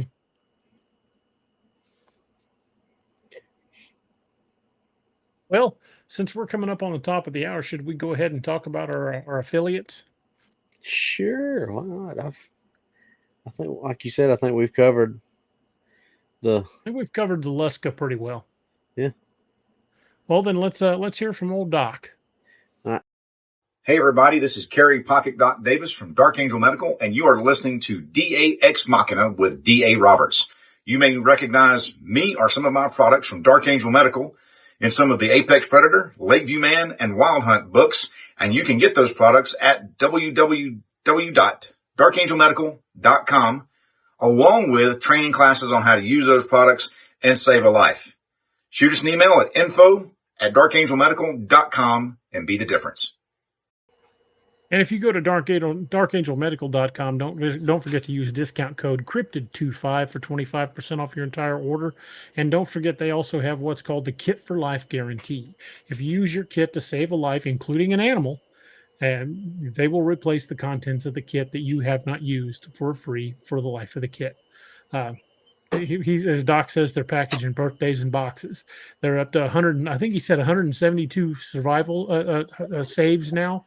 And that's just amazing. 172 more people walking around having another birthday because of kits like this. I carried one of Dark Angel's kits on my duty belt throughout the bulk of my law enforcement career, and I can't imagine risking my life without one. They're just an absolute fantastic kit. So head over to darkangelmedical.com and check out the wide variety of kits they've got. Everything from first aid on up to major trauma. I'm sure you'll find a kit to fit your needs. And considering the state of the world these days, and if you're doing anything away from basic 911 services, a medical kit is a definitely must-have in your kit. Robbie, you want to tell us a little bit about a Scallywag Tactical? Sure thing. Can you hear me? Just make sure I make sure last couple times it's got me right about this time. Scallywag Tactical makes fixed blades, folders, karambits, which I guess that would be technically a fixed blade. Some of the best knives that you're going to spend money on. You go to any of the big box stores and pay $200, $300, $400 for a folder, you're not going to find one better than this. You might find one that's as close to that's close to this. But for the money, this is going to give you the best bang for your buck. It's going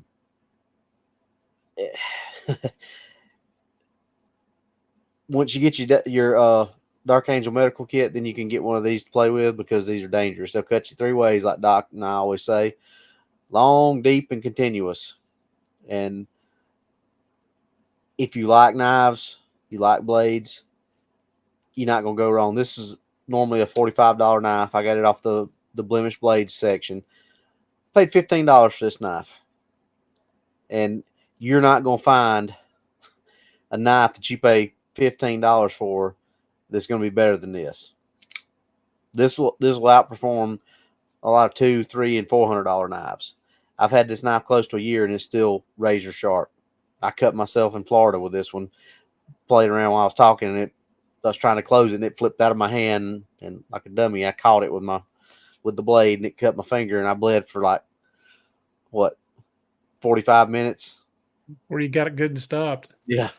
So DA and I have the distinction of being the 2 idiots who have cut ourselves on air with our scallywag tactical knives. Yeah. DA was trying to. The thing was so sharp. I was trying to shave hair off my arm, and it went and just like very thinly sliced the top layer of skin off. And when I first looked at it, it wasn't bleeding. I'm like, oh, that's not good. And then it started bleeding. I'm like, oh man. Like we said, long, deep, and continuous. So go on over, check them out.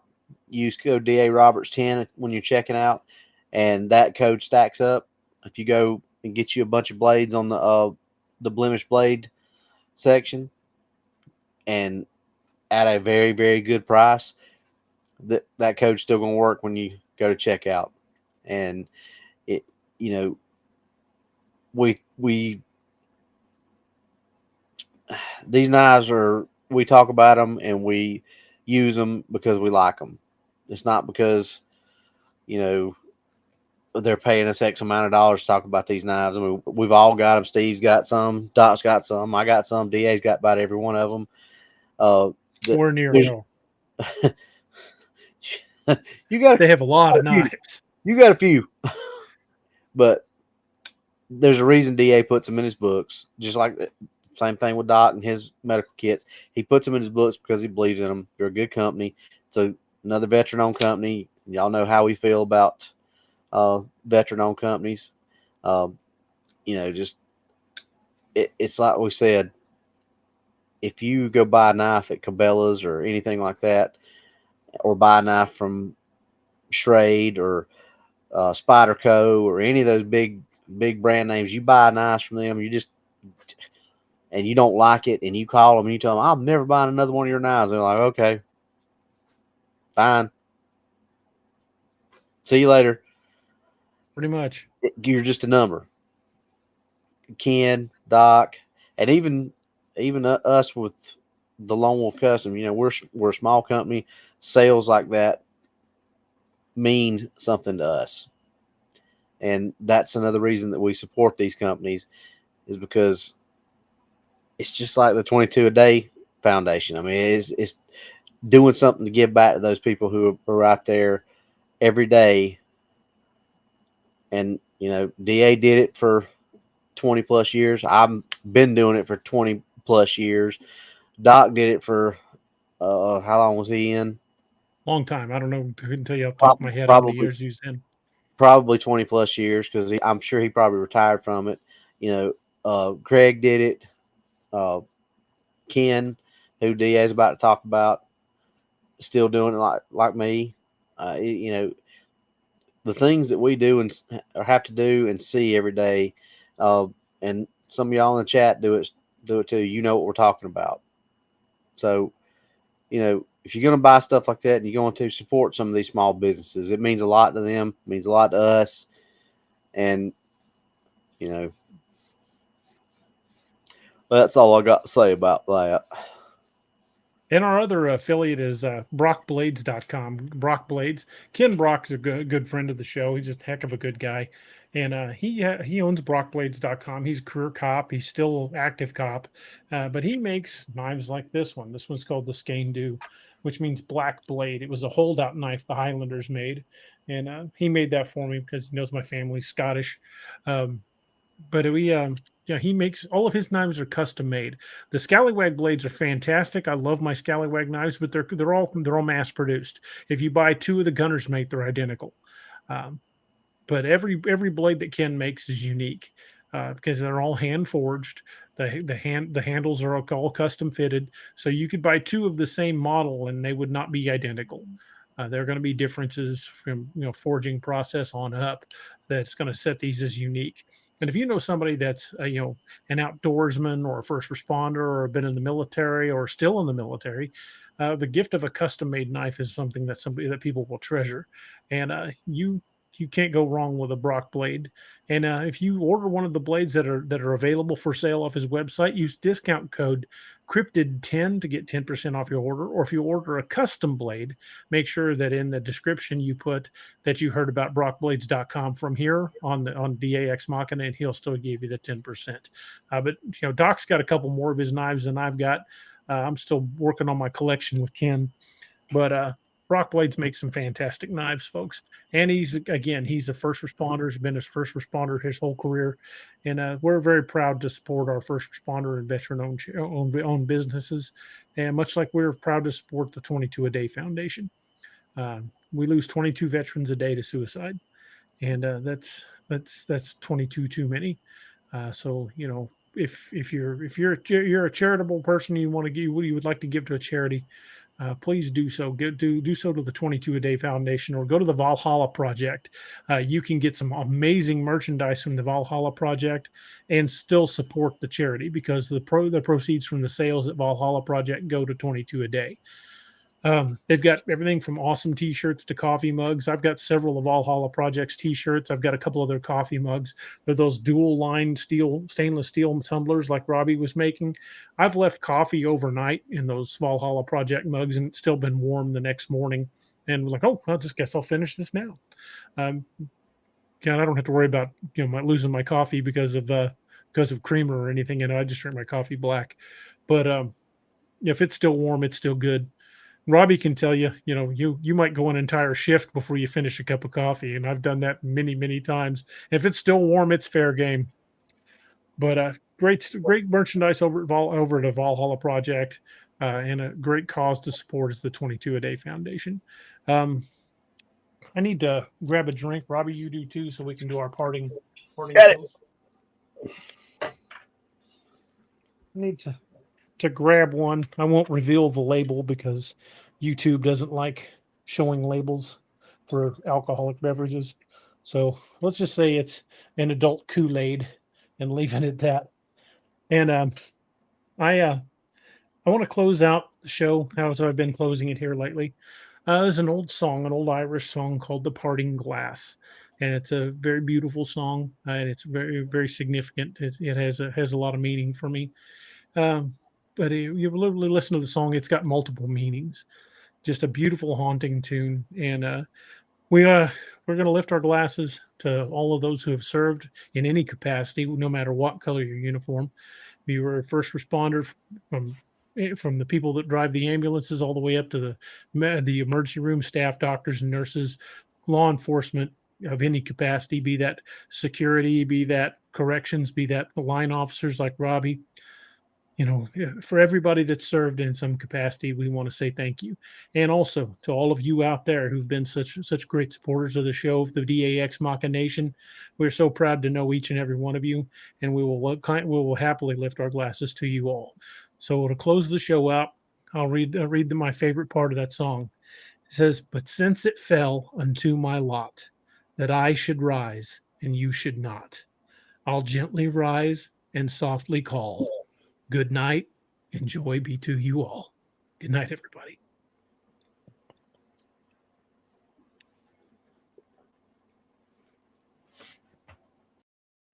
Thank you for joining us. Catch us again Wednesdays and Saturdays on DAX Machina.